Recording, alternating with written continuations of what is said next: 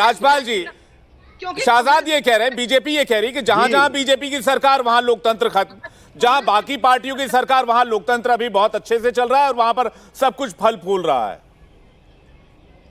भाजपा कांग्रेस के महिमा जी एक एक, महिमा जी प्लीज रिक्वेस्ट कर रहा हूं, प्लीज एक एक करके महिमा जी। बीजेपी राजपाल जी, देखिए, चाहे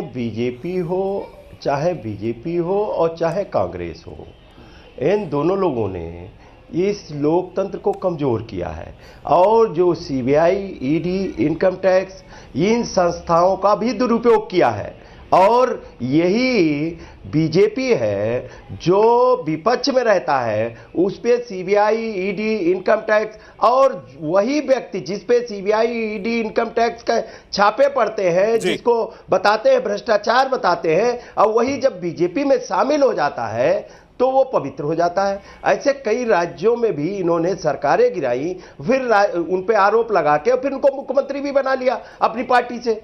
कई सांसद विधायक हैं जिन पे इन्होंने जांचें बैठा ली और वो जब बीजेपी में शामिल हो गए तो वो पवित्र हो गए। ऐसे ही उत्तर प्रदेश में कई एमएलसी वगैरह तोड़ लिए। फ्रीडम ऐप से सीखकर क्या आप टेराकोटा के गहने बनाते हैं? अगर ऐसा है तो आप अपने टेराकोटा गहनों को 1 करोड़ फ्रीडम ऐप के जो ग्राहक हैं उन्हें बिना किसी खर्चे के आप उसे बेच सकते हैं। जिन पे आरोप लगाते थे भ्रष्टाचार की, उनकी जांच कराते थे जमीनों की, आज वो बीजेपी के एमएलसी है तो कोई जांच नहीं। मतलब आप ये कह रहे हैं बीजेपी और कांग्रेस दोनों एक ही लाइन पर है? और देखिए जी, दोनों एक ही सिक्के के दोनों पहलू हैं। जब जिसको मौका मिला उसने किया। लेकिन मैं कहना चाहता हूं, उत्तर प्रदेश बड़ा राज्य है। इस उत्तर प्रदेश में जिस तरीके से लोकतंत्र की हत्या की गई, चाहे आप पंचायत के चुनाव में देख लीजिए, चाहे एमएलसी के चुनाव में देख लीजिए, अब वर्तमान में कोऑपरेटिव के चुनाव हो रहे हैं जिसमें नामांकन पत्र तक नहीं दिए जा रहे हैं, लोग धरने पे बैठे हैं। ठीक है, इसका और जवाब, जिस तरीके से पंचायत के चुनाव में महिलाएं की साड़ियां खींच ली गई, ठीक है,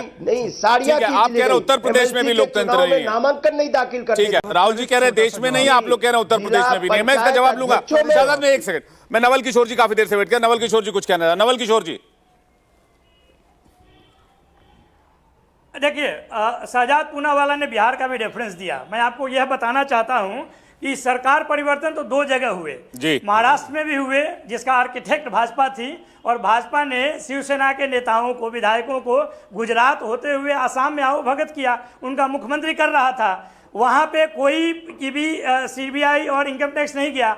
आप देखिए कि जहाँ पे बिहार में परिवर्तन होता है, और परिवर्तन का कारण नीतीश कुमार जी बताते हैं कि हमें समाप्त करने का कोशिश कर रहे हैं, आधा घंटा के अंदर में पूरा देश में ये भ्रम फैला रहे हैं कि वहाँ पर जंगल राज आ गया। नंबर 1। नंबर 2, अभी हाल फिलहाल में आपने देखा होगा कि सदन के अंदर भाजपा ने क्या किया। एक फेक वीडियो का आर्किटेक्ट भाजपा के और संघ के कार्यकर्ता थे, और उस फेक वीडियो के आधार पे पूरा देश में फैलाने का कोशिश किया कि ये तमिलनाडु में जाकर दोस्ती कर रहे हैं और तमिलनाडु में बिहारी मजदूरों को मारा जा रहा है। तो ये भ्रम फैलाने वाले दंगाई मानसिकता के लोग जो हैं वो पूरे देश में लोकतंत्र को खतरा में रख के अपने सत्ता को जमाना चाहते हैं। इनको देश के प्रति कोई लालसा नहीं है। ये जोड़ना चाहते हैं कि भाजपा का मतलब देश है, नरेंद्र मोदी का मतलब देश है, संघ का मतलब देश है, जो कि सरासर झूठ है। रोहतास से आज ये खबर आई, एक जज को पीटा गया। छपरा से खबर आई, एएसआई को थप्पड़ और डंडों से पीटा गया। आप कहते हैं जंगल राज नहीं आया।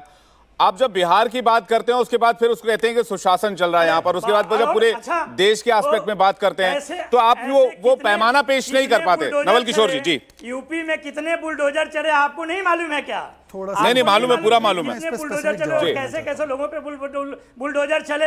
और लोक गायिका जो नेहा सिंह राठौड़ है, एक गीत के कारण उन पर एफआईआर हुआ। आपने नहीं देखा कितने लोगों को शूट आउट कर दिया गया।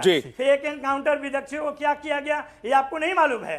ठीक है, तो आप विपक्ष जो है छोटा सा, ठीक है, मैं हर्षवर्धन से एक रिएक्शन ले लूं। मैं उसके बाद काफी देर से वेट कर रहा हूं। हर्षवर्धन जी, मेरी पार्टी मैं उसके बाद आ रहा हूं ना। मैं आपके पास मुझे काउंटर एक जवाब ले लेने दीजिए, मेरे पास समय सीमित है। शहजाद जी, हर्षवर्धन जी, आप फिर कहेंगे कि जवाब दे ही नहीं कि भाजपा सरकार ने। ठीक है, अभी देंगे, भाजपा सरकार से भी जवाब लेंगे। उन्होंने 2 केसेस का रेफरेंस दिया, मुझे इतने देर में जवाब आ जाता उनका, प्लीज। हर्षवर्धन जी